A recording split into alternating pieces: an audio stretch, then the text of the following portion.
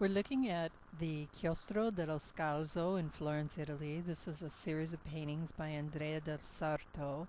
He painted them in the early 1500s, starting in 1515 and finishing 10 years later. This is a great place to study value because these paintings are done in a monochrome, done in just one color and heightened with white.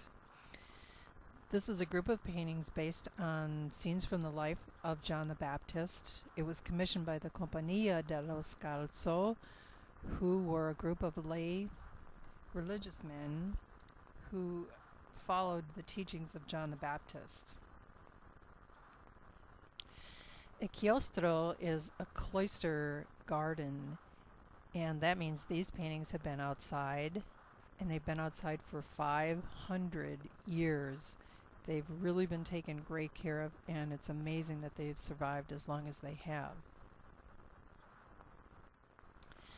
Value is how dark or light a color is in a painting. If we were to take a painting and look at it just in terms of how dark or how light the colors are, this is what is called value. In Italian, they described it as chiaroscuro, meaning dark and light. You can really do a lot in a painting with just value. If we look at this representation of faith in Andrea's fresco cycle, we see that this figure of faith is drenched in light, and she's against a somber medium value background, and actually some of the values get very dark when we look at her shadow on the left and also the shadow behind the figure towards the bottom of the picture. And you can read that this is a representation of faith because she has a crucifix in one hand, and in the other hand she has the Eucharist and the chalice. This is a figure of charity, and you can see that she is a figure of charity because she's helping these little children. And if you look on the left side of her figure, the left side has beautiful light falling on it, and the right side of her figure, particularly the leg on the right, has a deep shadow falling behind it, and that wraps it around into space. And if you look at the background, it's very dark in comparison to the beautiful highlights that are on the figures. And this is a skillful use of value to differentiate your figure from your background. If you look at the edges of all the figures, they are all lighter than the background. Here we have another figure. This figure is representing hope. You can see that the left side of her body has beautiful highlights on it, and the right side of the body is thrown into shadow, thus wrapping the figure around in space. And if you look on the right in the background, we have a very, very dark shadow, and this shadow has to be so dark because he needs to differentiate the background from the foreground, and the foreground has a fairly deep shadow on it. He's done a really great job of putting a medium value in the rest of the background, and that really helps to bring that figure forward. Here's a scene from the life of John the Baptist where he is baptizing Christ. And this scene is described entirely in terms of value. Value is a convention that we use in art in order to represent a three-dimensional scene on a two-dimensional surface. If we look at the left shoulder of Christ, which is very light, and compare it to the background, we can see that the background is actually much darker than this beautiful highlight, and that pushes the figure towards the viewer in space. If we look at the right shoulder is very dark in comparison to the background, and this also differentiates the figure from the background by a carefully controlled use of value. Now we're looking at the angels on the left side of the picture, and we can see that the values here are not as strong as the values were on the body of Christ. The values are closer together, the highlights are not as great, and the shadows are not as deep.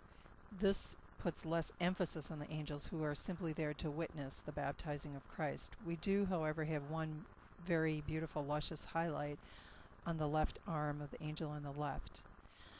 So now we're looking at the entire painting again, and we can see how the central figure is placed in the center. the values of the figure are differentiated clearly from the background, and the body of Christ has the greatest range of values. Also, John the Baptist has a pretty good range of values, and then if we look at the angels to the left, their values are closer together because they're not the central focus of the work.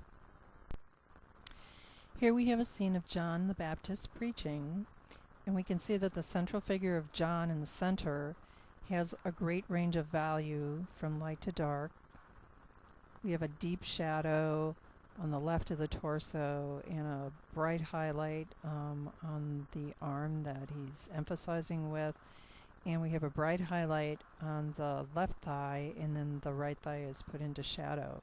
And if you compare this value scheme with the values of the people who are listening to him preach, particularly the ones right next to him, we can see that they have a much narrower range of values. Their values are much closer together. This is a scene of John and a group of people who have come to be baptized. And if we look at the central figure of John, we can see that there is a beautiful highlight on this arm that's doing the baptism. And we also have a highlight on the leg that's in front on the left, and then the right side of the figure is wrapping back into space because it's darker. And then we also have some beautiful highlights going down the front of the figure that's being baptized.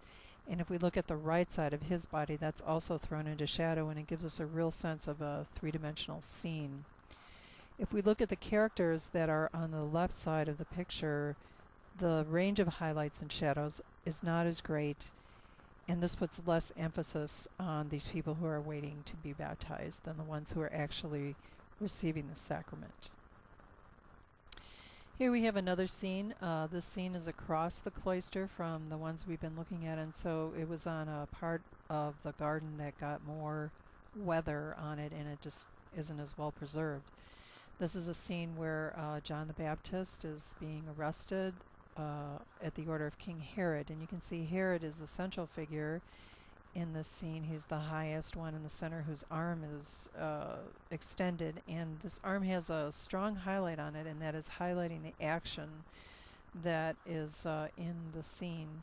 If we look at the figure of John the Baptist, he has a lot of highlights spilling down the front of his body, and then this character that's to the left of him has a strong highlight on the left side of the body and a strong shadow on the right, and that deep shadow and strong highlight emphasizes this figure and the action that he's undertaking, which is to put John the Baptist in chains and take him to prison.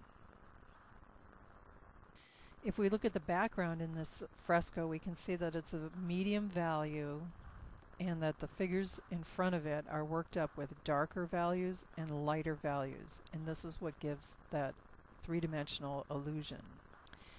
In this scene, we have figures seated around a table, and we can tell that they're in the foreground because the background of the walls of the room that they're sitting in are of a medium to medium dark value, and this helps bring these figures forward. This is the same King Herod that we saw in the last one, and this is his queen sitting next to him. And on the left is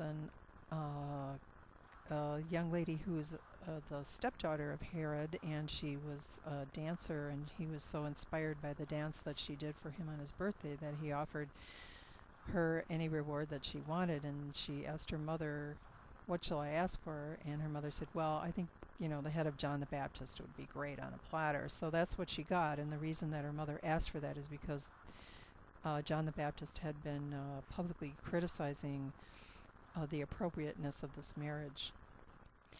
I hope you've enjoyed looking at the work of Andrea del Sarto, and actually in Andrea's day, young art students would go to the Chiostro dello Scalzo, and they would take their pen and paper and they would do copy studies from these frescoes. They were very famous as examples of how the master uses chiaroscuro.